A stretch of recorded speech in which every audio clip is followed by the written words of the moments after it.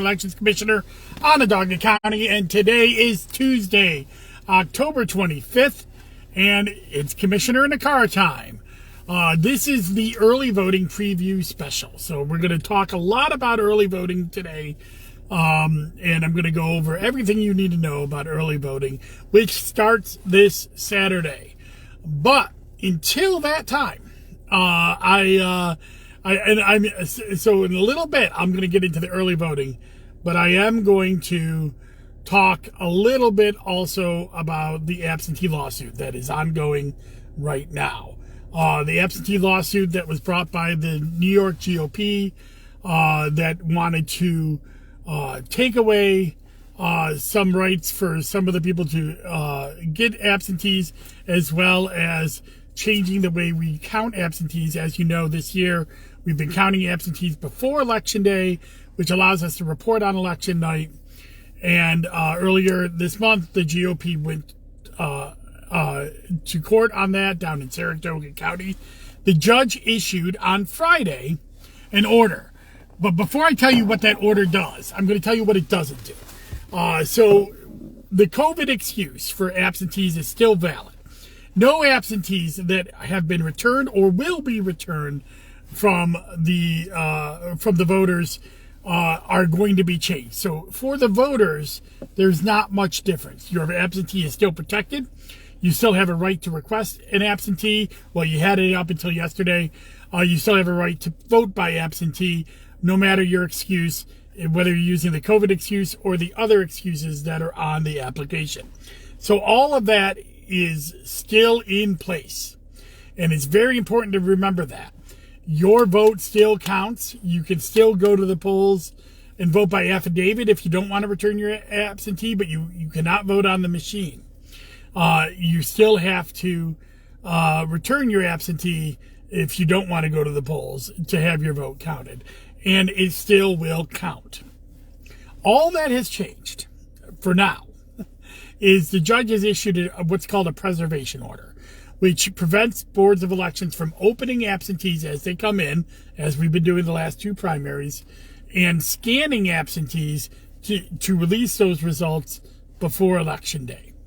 So since that preservation order is in place, boards of elections are not going to be opening those absentees, but, and there's always a but, there was an immediate appeal by the Assembly, the State Senate, and the Attorney General, who are defending this law that has been in place for the last two elections, and believe that the judge made an error, and quite frankly, I agree with them, in this ruling. So they have gone to the Third Department Court of Appeals to get what's called an affirmative stay. If that stay is issued, that means that the order that was placed in place by the lower court will not have any weight of law, and that boards of elections will then continue to count the absentees as they come in. And of course, they could issue also a ruling overturning what the judge did in the lower court. They could also affirm what the judge did in the lower court. So if they overturn it, then of course we'll go back to counting as well. And if they affirm it, then we'll continue on with the preservation order. So that's where boards of elections stand on absentees. So now I'm going to go into early voting. Early voting is in place, has been in place in New York since 2019. And what you need to know about early voting this year is the following. First, it starts on October 29th and runs through November 6th. It's 9 days of early voting, starting on the 10th day before Election Day, and that's Saturday, October 29th. In Onondaga County, we have 10 sites of early voting. It's our 6 traditional sites plus 4 new ones, and I'll go through them in order, alphabetical order, if I can remember my ABCs. The sites are Armand Magnarelli Community Center on the north side of Syracuse, Beecham Library in the center of Syracuse, Camillus Municipal Building over in the town of Camillus, Clay Town Hall over in the town of Clay, DeWitt Town Hall, over in the town of DeWitt, and that's Lafayette Fire Station number 1, Lysander Municipal Building over in the town of Lysander, obviously Lafayette in the town of Lafayette, Lysander in the town of Lysander, Onondaga Community College at Mulroy Hall. I'm missing one now. Oh, North Syracuse Community Center. I did get out of order. See, I knew I would do that. The North Syracuse Community Center in the town of Cicero in the village of North Syracuse. And then the 10th one is the Southwest Community Center of the Syracuse Community Connections on the southwest side of Syracuse. Those are your 10 sites. Of course, all of this is at onvote.net. The hours for early voting are Saturday and Sunday, they're open from 9 to 5. On Monday, Thursday, and Friday, they're open from 10 to 6. And on Tuesday and Wednesday, they're open from 12 to 8. So that all of the sites are open at the same times, and they are open during those time periods. You can go to any one of those 10 sites and vote if you're a registered voter in Onondaga County. You can check your registration status by going to onvote.net. There's a registration tool where you can check your registration status. If you're an active voter, then you can go to any one of those and vote on the machine. If for some reason you're an inactive voter, that means we got a piece of mail back saying you don't necessarily vote or live at the address that you say you lived at, then you can go and vote by affidavit ballot at any 10 of these sites. And if you're not a voter at all for some reason, you're not in our rolls at all, you'll need to get a court order, and there will be judges willing to hear cases for all 10 days or all 9 days of early voting, and of course on election day as well. If you're a first-time voter, you should think about bringing a piece of identification. If we have not been able to identify you through the Department of Motor Vehicles or Social Security, we may ask you for a piece of identification for you to be able to vote. If you're a regular voter, you don't have to bring any identification. However, if you bring your voter ID card, which has a barcode on it that we mail out to you, that will get you, that you'll be able to scan that in, and it'll bring up your record right away without you even having to spell your name or anything. And driver's license also work, but they are not required. Neither one of those are required. It does help speed up the lines. Now, one of the biggest questions I've been asked this election period is, well, will there be any lines? How many early voters are going to come out? And to be quite frank, I don't know. There's a lot of factors that go into why I don't know. And the number one factor is that nobody makes reservations for early voting. We don't really know how many people are going to come out and vote either. So best estimates is that we expect a very brisk early voting period. We had about 9,500 people vote early last year. We had about 60,000 people vote early in 2020, and we had 8,500 people vote early in 2019. So we've never had a midterm election with early voting, so we really don't know. I can tell you that we have about almost 14,000 absentee ballot requests in, which is higher than the absentee ballot requests in 2018, but of course much lower than the absentee ballot requests in 2020. So we really don't know what that means. Does that mean that we're looking at higher turnout and that maybe more people are going to early vote? That were absentee voters in 2020 but decided to early vote this year? Are we looking at moderate turnout, which will still mean more people early voting than last year, of course, which was a really low turnout rate? And we don't know what percentage of the electorate is going to early vote. Until really about 10 years into early voting in New York, we're really not, we really don't know what is going to be out there. Now, one of the things that happened since 2020 is that we increased to 10 sites instead of 6.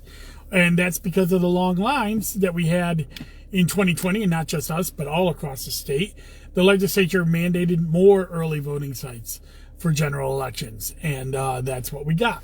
So we went from 6 to 10, and I really like our placement of our early voting sites, especially in the suburbs, where I really feel every corner of our county has a site that's near them and accessible to them.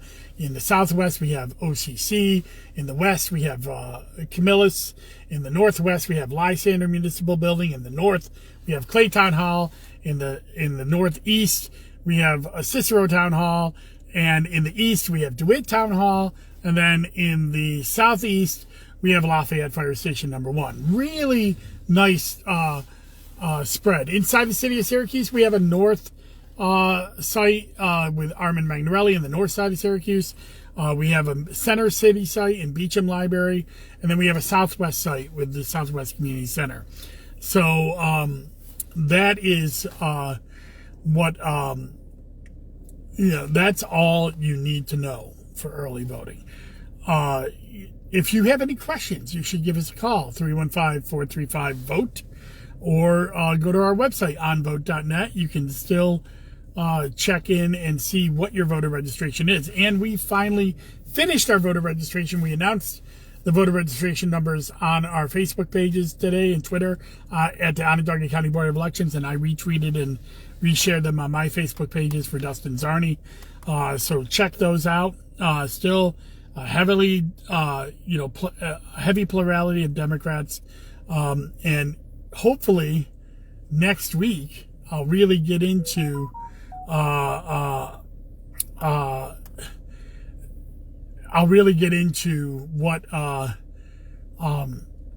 that means. I'm